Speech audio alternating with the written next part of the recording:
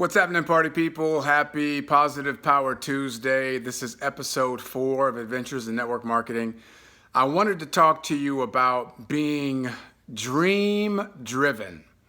This is something that I really saw and experienced a formulaic way of thinking when it comes to manifesting your dreams. And I didn't even know that I was already doing it in such a systematic way.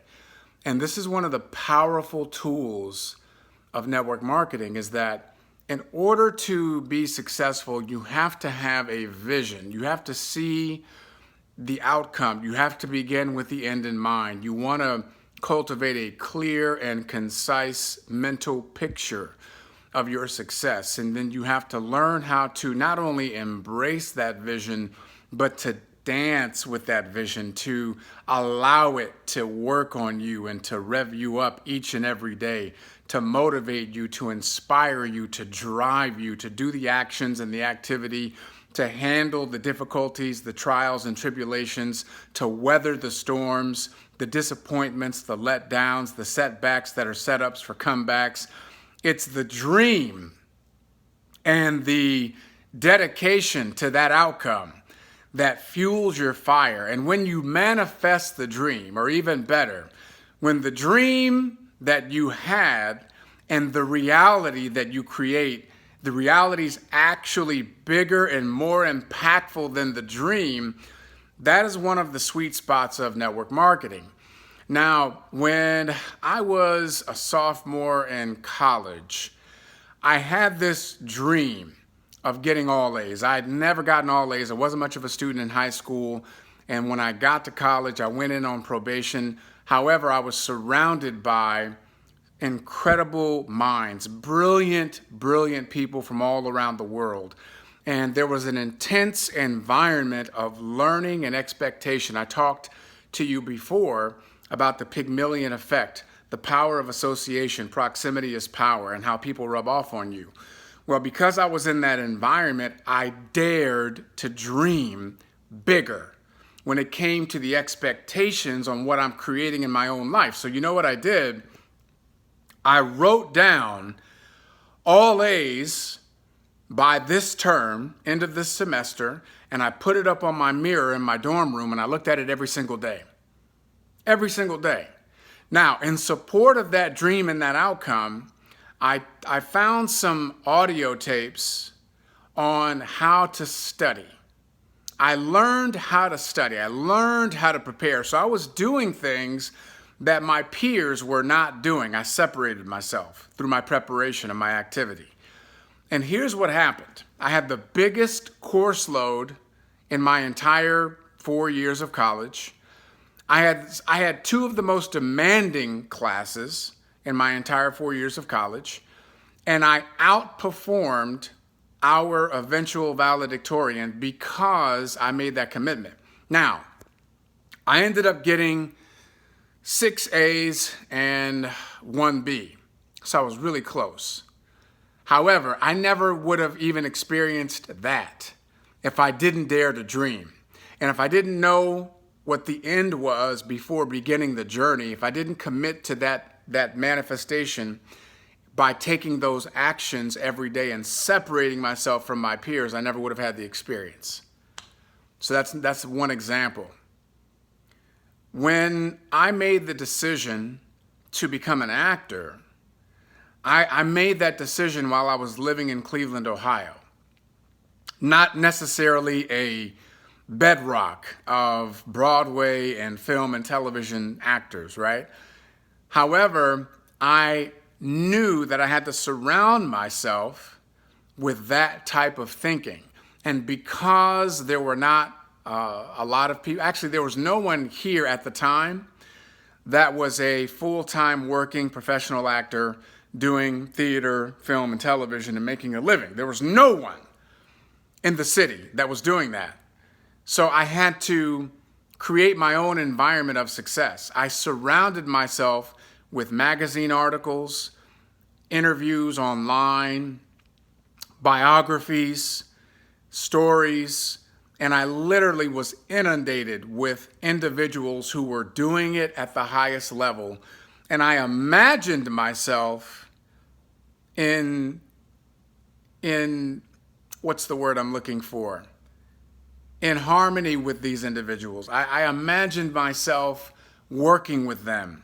I imagined myself syncopated with them. And so I lived in that specific dream, that I had a very clear, concise mental picture of being a full-time working actor in all mediums, film, television, theater. And even though theater is my foundation, that is where I come from, that is my training, that's what I've done more than anything else, I knew that I was going to be performing in all mediums, and I knew I was going to be doing so in New York and Los Angeles, even though at the time I was working as a substitute teacher in Cleveland, Ohio during the day and doing community theater at night where I had to pay to perform. I had to buy my own costumes, do my own makeup, etc. So the dream was bigger than the current circumstances that I was in. But I fell in love with that clear, concise mental picture. I danced with it every single day. It fueled me. It energized me. It was emotional. There was feeling involved when I saw that, and I saw it every day. I spent time cultivating and spending and living in that world, in that vision. So much so that there were many instances where people would come up to me and they would interrupt my daydreaming. I was supposed to be doing some other things. I had other responsibilities work-wise, and I wasn't there. I was in my future. I was living in my future. And ladies and gentlemen, I didn't understand the power of it. I had no clue. It's just what I instinctually did. And here's a funny thing. Funny thing is that I ended up from Cleveland, Ohio, and community theater, where I had to pay.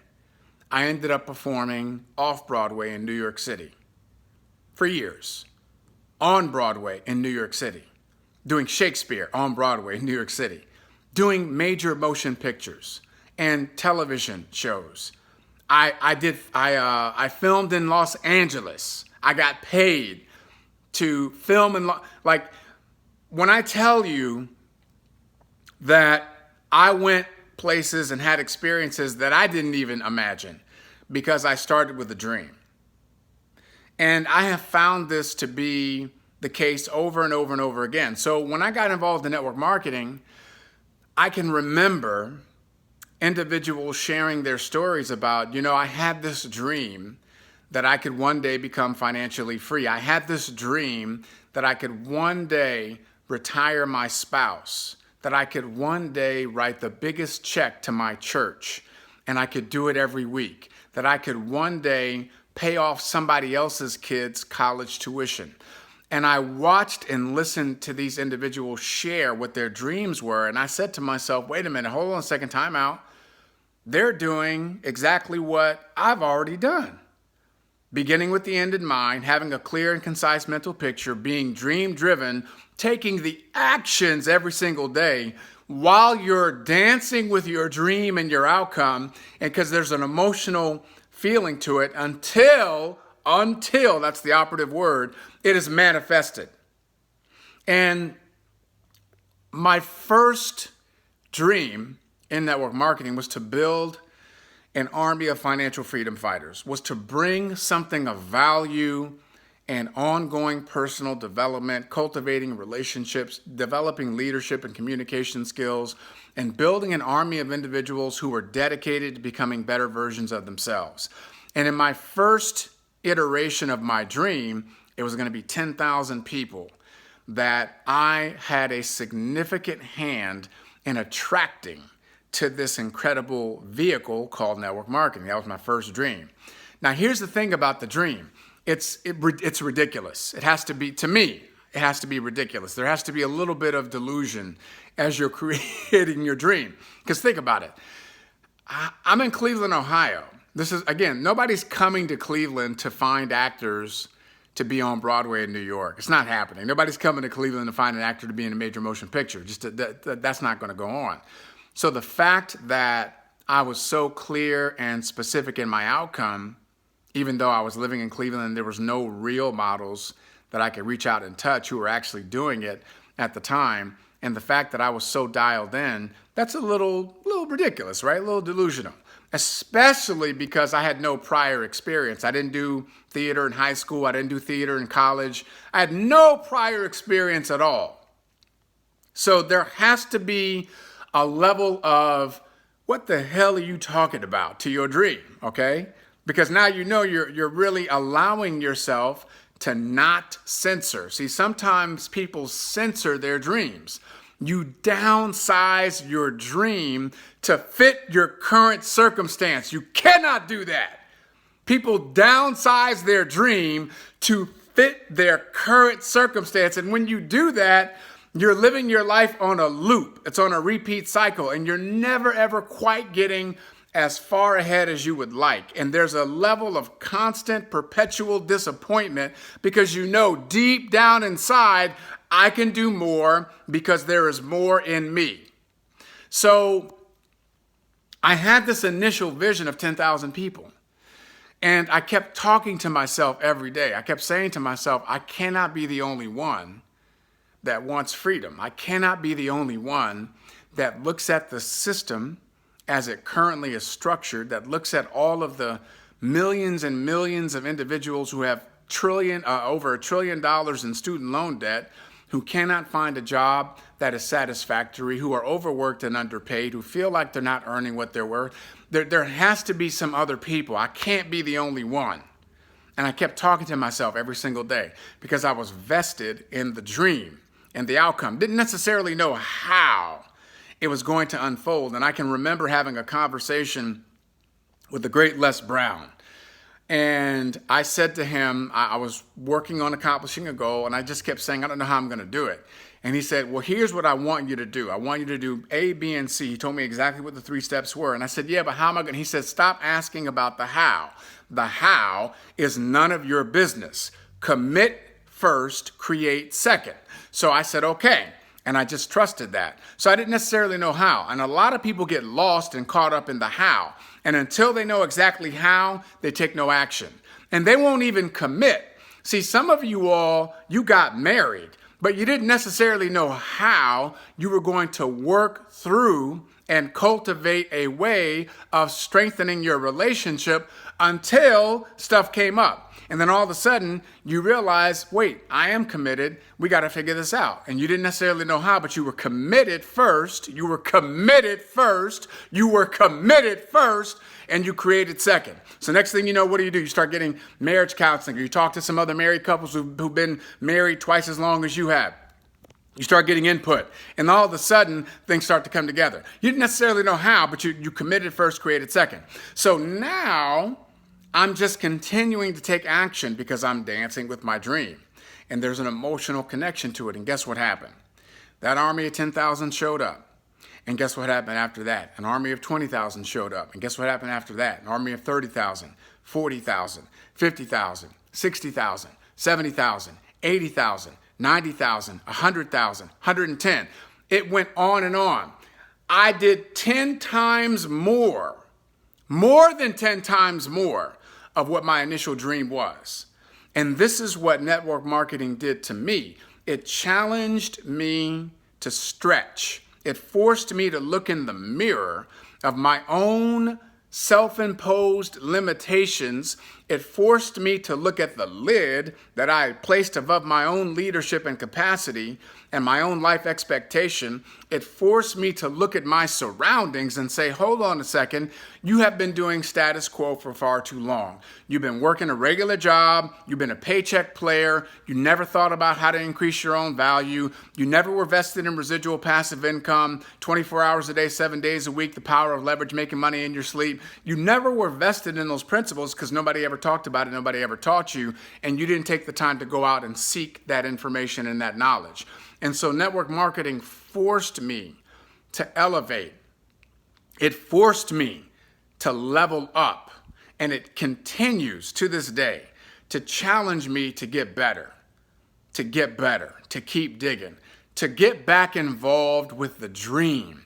And if you don't have a dream, then you must spend every free minute, every leisure moment cultivating the search. of what that dream is going to be for you, and then you can start developing that clear and concise mental picture. Some of you, you don't have what you want because you don't know what you want.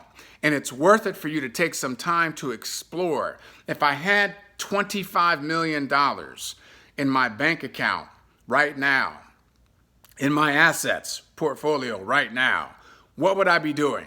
What would drive me to get up early and stay up late? What would get me excited every day in terms of impact on the planet?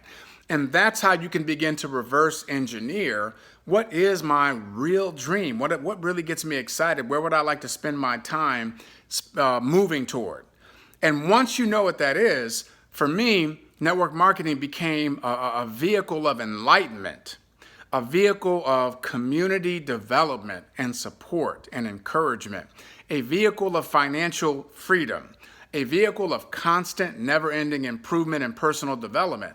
And once I put all those things together, I was able to and am able to continue to go around the world serving other communities, developing other people in terms of their leadership skills, communication skills, and helping them to cultivate their dreams and to get after them. For some people, the dream itself is network marketing. The dream is, I want to help 1 million people earn a residual income. That, for some people, is the dream. For other people, network marketing is the vehicle to fuel the dream. I have a dream of spending 2 years doing missionary work, and network marketing is going to fund that dream. I have a friend that has a foundation, and she specializes in stopping child sex trafficking. Well, it's because she earns over $100,000 a month in her network marketing business that she's able to dedicate a lot of her time traveling and speaking on this particular issue and developing funds and scholarships. I have another friend who spends a lot of his time cultivating and developing other people's passions and their beliefs. And so they're able to travel and do that because they're earning hundreds of thousands of dollars a month in the network marketing business. So for some people, like some of you have a job right now, and the job is not necessarily your passion, but it pays you the income to keep a roof over your head, to keep your kids in private school, to afford you a vacation or two a year, and to give you a little bit of free time, and you can give back to your respective churches or communities or causes, right? But the job is not necessarily your passion. The job is simply a vehicle to get you more of what you want in your life. And network marketing can be the same thing. Now, the difference is that the residual income component, the ability to create leverage, the awesome community that you're able to cultivate as a result of it, where you're around like-minded individuals. See, in a job, you don't get to choose your work colleagues. So some people work with people that they don't like. Some people are in environments that are toxic and negative, that are volatile, and they don't have any control over that. They have bosses that they don't like, etc. Well, in network marketing, you get to choose who you're going to work with, where you're going to spend your time. And you're much more inundated with people who are dedicated to constant, never-ending improvement, a positive mental attitude, being mentally tough, working to solve problems, etc. And I'm not saying that these things don't exist in job spaces. They do. But for the most part, that's more the exception than it is the rule. Whereas in network marketing, it's the rule instead of the exception. It's the rule where usually the environment that you're going to be in will be very nourishing to your mind, your body, and your spirit. So, dream driven. This is one of the many, many gifts of the network marketing industry and the opportunity of it. It really forces you to cultivate your dream, to get clear about your outcome, and to spend time dancing with that vision each and every day because there's an emotional connection to it.